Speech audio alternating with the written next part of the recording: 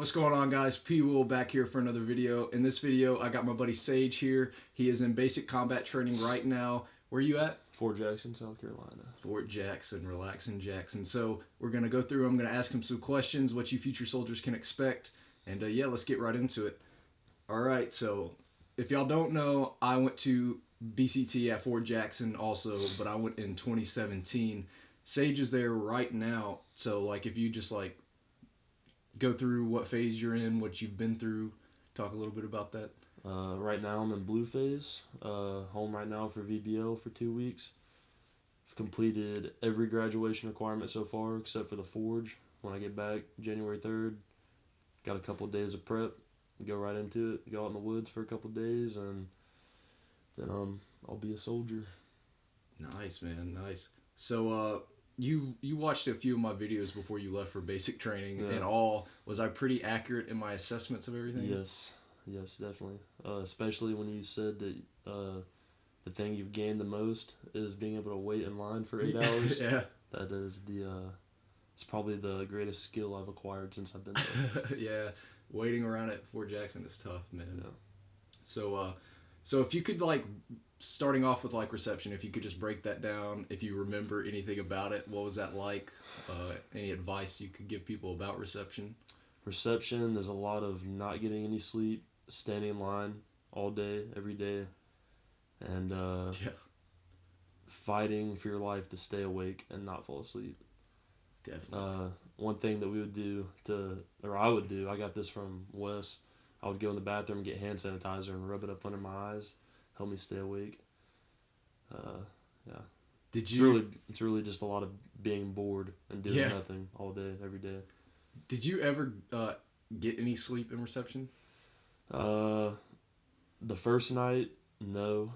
We showed up and literally got there like 20 minutes before the day was supposed to start. So we laid down in bed and then called us over the intercom. 20 minutes later, had to get up. Maybe 3 hours in a night is how much sleep we would get, but that's nothing more than that. How long were you there? 4 days. Showed up on Monday and left for basic on Friday. All right, so you get to your basic training company. It's red phase, day one. Take us through red phase. How was that for you? Well, day one, showed up on the bus. The bus right over there, the drill sergeant told everybody to put our heads in the bag. Doesn't want to see us looking up. We're done being civilians. We have no reason to look out at everything on the base.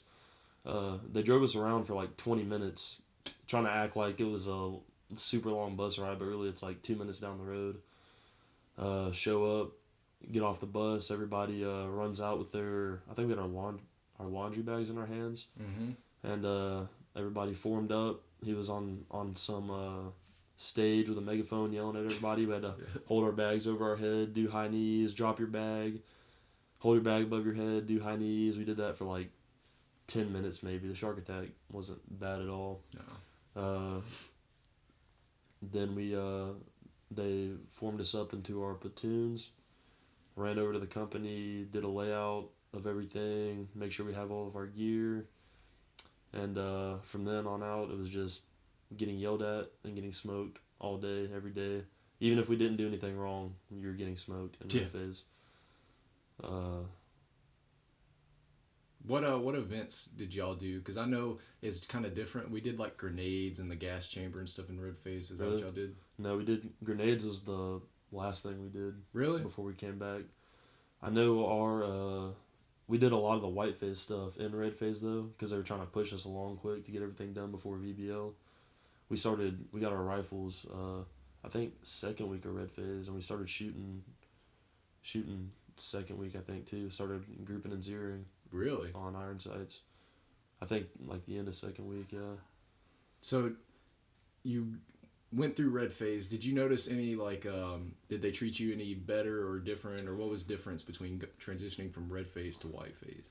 Well, I'd say after the first 3 days of red phase is when they started calming down a little bit. It wasn't as much yelling and stuff. Then once we got to white phase, I noticed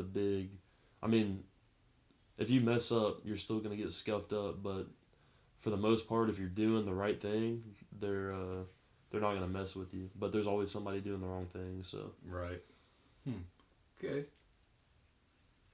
What is something, if anything comes to mind, that was different or like that has happened that you didn't expect, you had no idea would happen? Anything come to mind? Or just any misconceptions you thought it would be, like you thought it would be so much harder than it is or so much easier? Anything?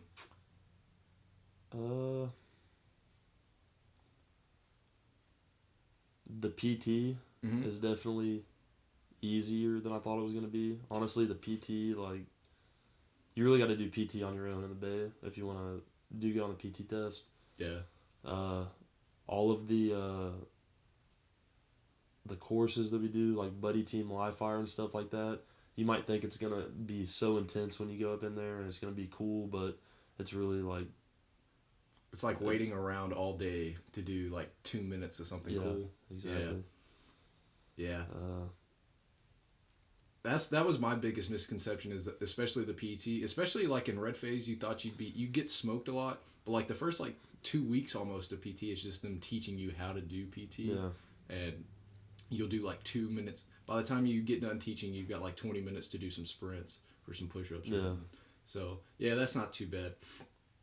Get smoked, and what would constitute a smoking? Like, now that you've progressed a little bit, it's pretty rare to get smoked, I would probably say. Yeah. What would somebody have to do to get everybody smoked? Definitely not meeting the time hacks. That's the biggest thing. If you show up late to formation, you will get scuffed up for that. People, okay, at first in red phase, if you moved or talked in formation, they're getting you. But now they're kind of more relaxed on that. But if they come outside and tell you to shut up, and you continue to talk and be stupid, then they're gonna scuff you up whenever they have to tell you to do something more than once. Let's see what else. It really just depends on how they're feeling that day. Yeah. Like you can kind of tell when they're really not in the mood to be messed with. Some drill sergeants, they're always looking for a reason to scuff you up. Other drill sergeants, you really have to be doing something wrong for them to scuff you up. That's what they say, scuff you up. They love saying that. We have this one drill sergeant, I'm not going to say her name, but she doesn't come around very often, but when she does come around, everybody shuts up because she has this thing. She'll take you to the club, and you do not want to go to the club. The club? Yep. Can you tell us what that is? You know what point post sprawl is? Yeah. Point post sprawl up in the Bay for probably about 2 hours. God dang. Yeah, that's tough. Yeah. Okay. So, for you, what has been the hardest part of basic training? It might be the same from me. My hardest part of basic training was dealing with other people, and because nothing they ask you to do is really that hard, but dealing with other people that don't know how to be where they need to be, or even wake up or shave, do the simple stuff, would just piss me off to no end. So, is that the same for you? If yes, that's the hardest part. Definitely the yelling part. That, I mean, you just got to deal with it. They're gonna yell at you. You're gonna get smoked. It'll all end eventually, but you can't get away from the stupid people that don't want to do the right thing, that consistently do the wrong thing every day. It doesn't matter how many times the drill sergeant tells you not to do something or how to do something, they will still get it wrong every day. We're in week 8 now, I think. Week 8, 7 or 8. Okay. Yeah, week 8. And we still have people that do day 1 stuff. And, yeah, that's definitely the hardest part about it, the people. Okay. Are there anything that comes to mind? I know I'm putting you on the spot. Are there any funny stories or anything that has happened to you that you think is notable you'd like to say? Tell anybody. The first thing that comes to mind is we have this trainee, I'm not going to say his name, but he is the hardest working kid out there. He wants to be there more than anybody, but he is just, I'm not going to say he's stupid, he's just really slow. And I could tell you a million funny stories from this kid. Like he's gotten us out of smokings because he makes the drill sergeants laugh sometimes. Really? But the first thing that comes to mind is I think it was second week when we had our weapons. And whenever you drop your weapon, they'll say drop with it. Yeah. He dropped his weapon. Drill sergeant said drop with it, and this man literally dropped with it. He dropped, didn't catch himself, landed face first on the concrete, and the drill sergeant just like they didn't know what to do. Like you could see them, like they look down, so their hat covers their face. You can't see them smiling, and but they were laughing their butts off. But and the drill sergeant was like, he has a combat MOS. He's a fire control specialist. Okay. So the drill sergeant was like, so you're telling me that they're gonna give you live rounds? And he looks at her with a smile and says, and a parachute, and everybody up. There's so many funny incidents with him, but yeah. Any I know a big thing for us, would have in the defect, they would have ice cream machines, and one day a dude put it in his milk. They tried to put it in the milk so like the drill sergeants couldn't see it, and yeah, that was always an incident. It was the same dude. He would always get the milk, and eventually the drill sergeant made him eat like a glass full of ice cream and took him outside and smoked him, and he threw up while we were all watching. That was probably one of the funniest things I've done or seen at basic training. And yeah, I know those type of people that you're talking about, so that's funny. So yeah, you kind of already touched on it, but you go back, you do the forge, and then you're pretty much done. You're a soldier. So are you looking forward to that? What are your expectations going into the forge? And tell us a little bit about that. What has the build up been? Have they hyped it up? Because I know when I was in, they hyped it up like it was going to be the hardest thing you've ever done. So anything like that? Yeah, they've definitely been hyping it up. The only thing I'm really worried about is the cold weather. That's like on the other ruck marches, FTXs we've been on, it was fun. During the day, the ruck march is fun. Like, I think it's fun. Just walking, looking at the nature, whatever. It's really not hard. It's just boring. Yeah. And all the stuff you do during the day, I think is fun. I think it's fun getting out there, getting dirty, doing all the cool squad tactics and stuff like that. But when you go to bed at night and it's freezing cold, that's the worst part, I think. Yeah.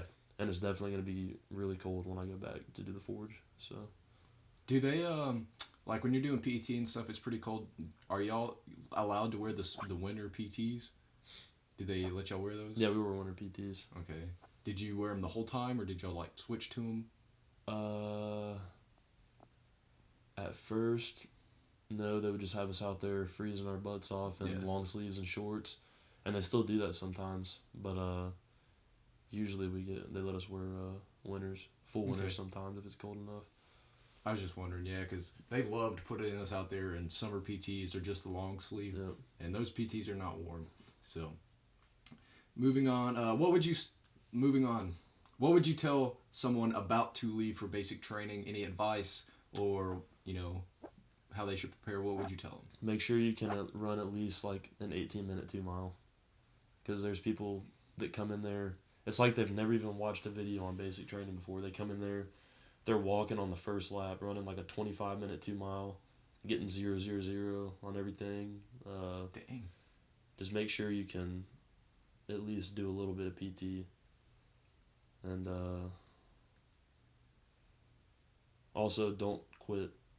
Yeah. Even if you suck and you think it sucks, don't quit, because you're going to be there longer than everybody else, getting half the pay, standing there being cold for no reason. So, how many non-trainees do y'all have because they quit? None right now. They all went to 120th, but I think our platoon started out with 65. We have 53 now. We had probably about 4 people quit after the first 3 or 4 days. I say quit, they got hurt. Oh, okay. Or one of them was gone on the second day. He just had a terrible attitude. He wouldn't do what the drill sergeants were telling him to do, arguing with him and stuff. So yeah. And I don't understand that. The people that go in there and like do you not expect them to be telling you what to do and getting yelled at the whole time? It blows my mind. Definitely. All right, so you've got like 2 weeks left, 2 or 3 weeks, something like that. Are you looking forward to going back? What are, it's gonna suck, but you're also about to be done, about to be a soldier. So, what are your thoughts on going back to that hellhole, Fort Jackson? I'm excited to go back and get the forge done with, but I'm not excited to be sitting there doing nothing for 2 weeks after the forge. That's you do a few good details. If you can volunteer for a detail, I highly recommend you volunteer for the CIF detail, because once the drill sergeants leave, they'll leave you there like all day. The ladies will take you in the back and you can listen to music, and they'll bring in like Popeyes and stuff. So, well, that at least they did for me, and I've heard other people they do that. So CIF detail is great. So yeah, appreciate you coming in, Sage. Telling us about your basic training experience. Anything else you want to tell anybody? If not, we'll close it. But nothing comes to mind. Anything come to mind? Are you glad you joined the Army? Yeah. Okay. Definitely. And then where will you go after this for AIT? What's your MOS? I go to Fort Eustis, Virginia. I'm gonna be a Black Hawk helicopter repairer. Okay. Awesome, man. Awesome. Well, thanks for coming on to the channel.